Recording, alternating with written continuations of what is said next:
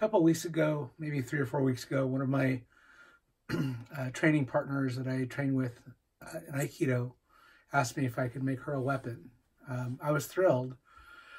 She wanted initially a Jo. A Jo is a short staff that's about 51 inches or so. And I didn't frankly know how to make one other than getting a dowel and cutting it. So I didn't think that would be too, too personal.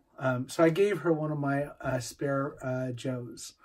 Part of that request was because her Jo, her staff, was a bit too heavy for her to swing. So she wanted something a little bit lighter. And the Jo that I had was generally lighter than most. So I gave her that. But I did want to do something for her. I wanted to go ahead and create what's called a bokken. So a bokken is a Japanese sword.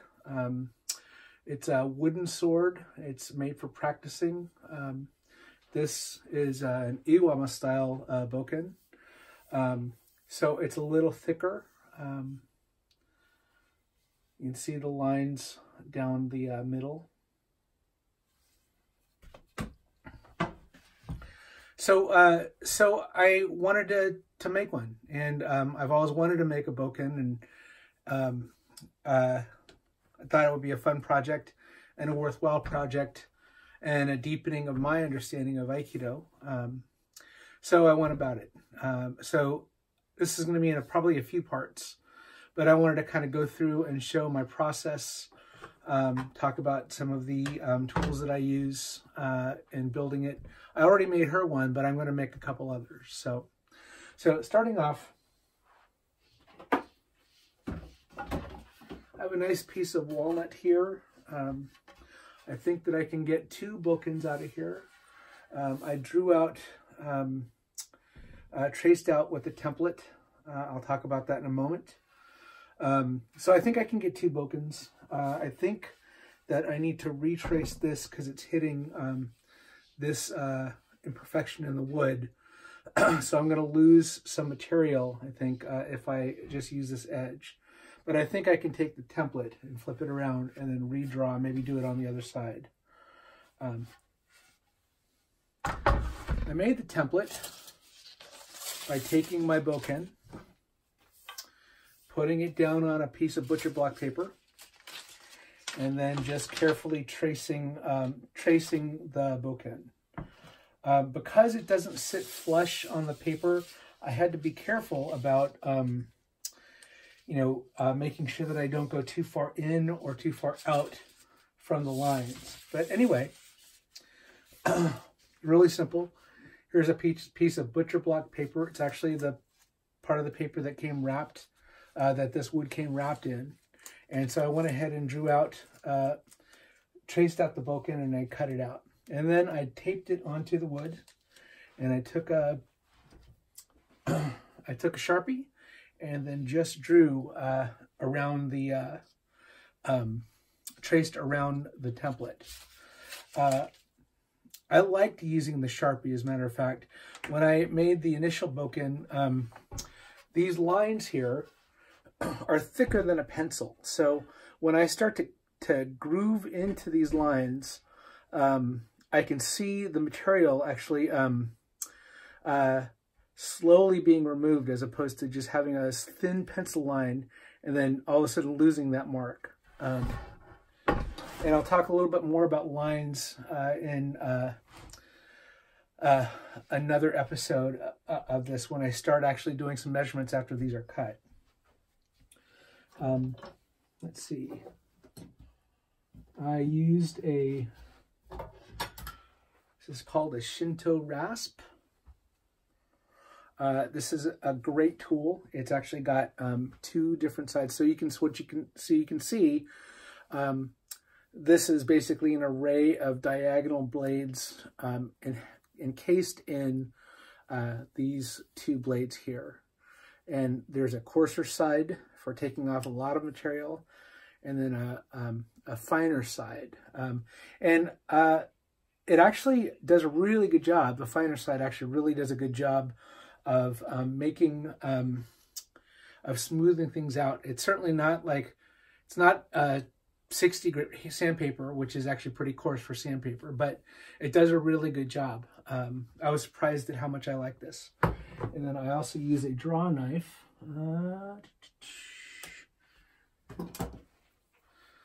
So this is a tool that you, similar to a plane, you've got a blade here and an adjustments here. But rather than a plane where you're pushing, you're actually drawing towards you. And this helps a lot with the shaping and all of the intricacies that are involved in these particular curves, these angles in the sword. So I made a prototype with a piece of 2x4 to start off with. It was just basically a way to exercise just some creativity and understand the tools and stuff. So this was a 2x4 that was just laying on the around the property, and so it was probably a little bit longer than this, and I decided to make a wakizashi out of this. It's a Japanese short sword. So so I learned a lot from this as far as angles and stuff like that, and how to portray those angles and how to plan for them. Usually Japanese swords, you can probably see here a little bit better. There is a taper that goes down here like this. So it goes from the handle, right? This is the back of the blade. There's a taper that tapers down from thicker to thinner as you get to the business side of the blade. And then there's also a line here, right, that delineates the back of the blade from the cutting side. So I had to do a bit of thinking about how to do that, and I'll show you what I went through after I cut these. But the first thing that I'm going to do is I think I'm going to flip this board over, and I'm going to redraw this.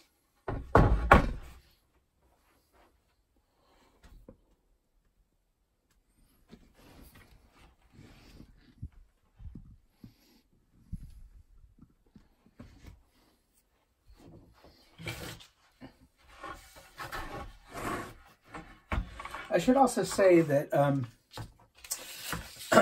there's probably many different ways to do this that are correct, and then there's the way that I did it. And I'm pretty sure that this way is not correct, but I did enjoy doing this. So I'm going to take this, lay it down, I think. Yeah. So if I do the template here, and then maybe right here, I think I should have enough material for 2 blades. So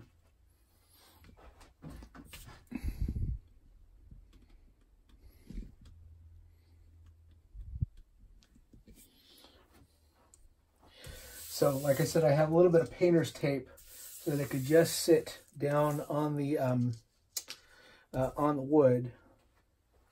A little painter's tape sticking out here, so let me get it, make sure that it's underneath. There we go. All right.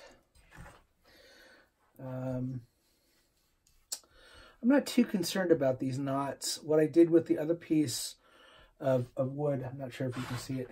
So there's a knot here and some space inside the knot. What I did with the other piece was I took some turquoise powder and some CA glue, and I did a little inlay. So I may do that here on the handle for the other one. Anyway, so I have this.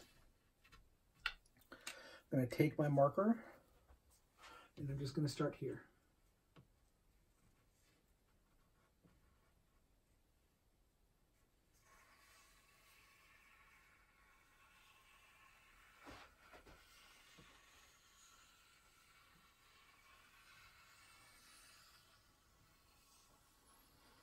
Great.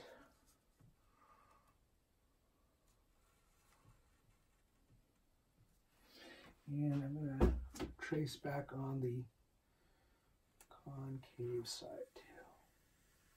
Oops. Oops. One side seems to be easier than another. So maybe I just need to go a little bit slower.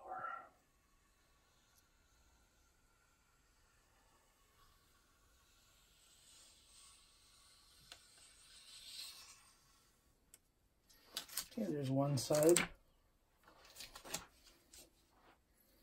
And if I put this right here,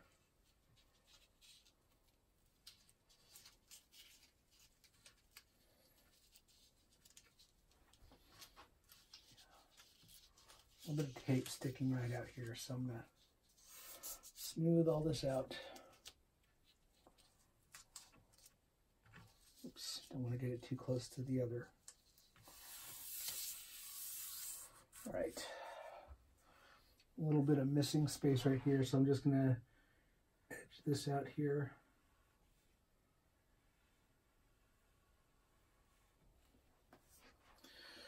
I'm okay with it being too thick. Remove this, because if it's too thick, I can always thin it out with either the Shinto rasp or the draw blade. So next line, oops, tuck this back in, damn it. Okay. There's actually a big knot here, so I'm going to move this down just a tad. Get this over, correct the paper.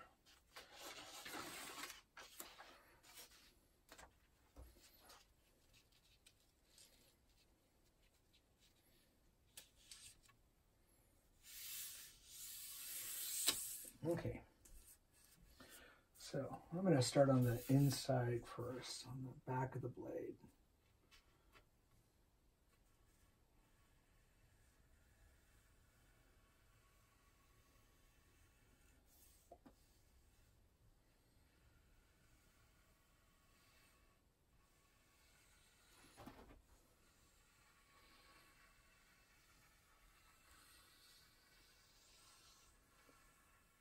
There.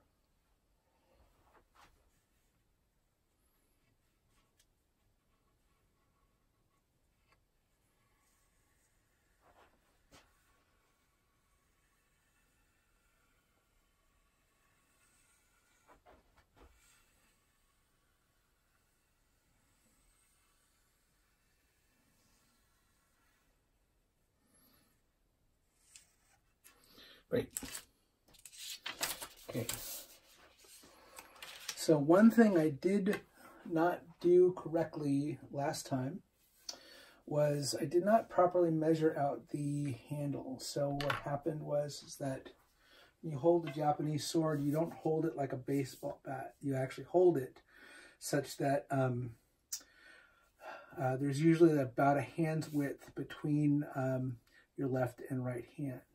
And your left hand slightly overlaps the end of the handle. And so the handle itself was actually too short. So I want the handle to probably be this long. So what I'm going to do is I'm just going to put it on here, grab it again. So I want the handle to be maybe this long or so. So over here, mark it, and come over here.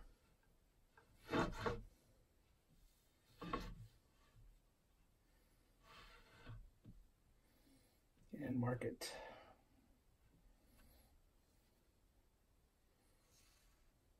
Oops. I'm not too worried about getting marker on this.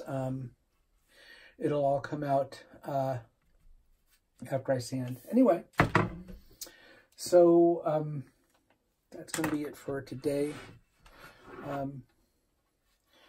Yeah, so I wanted to make sure that I missed this amount of, let me make sure that that's correct.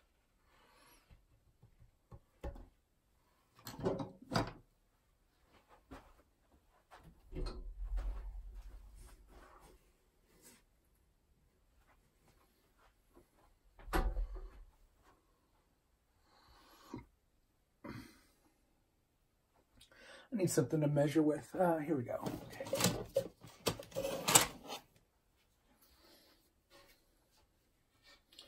So if I come over here and measure, this is about a 1/2 inch down. So if I have more than a 1/2 inch of space, I should be good. And I think I do. Yeah, good, great. So if I come over here, here's the divot. And those are centimeters. I want it here. Yeah, so from here to about here, here's my biggest pain point right here. And that's about a 1/2 inch. And I have almost 7/8 of an inch or so. So I think I should be good.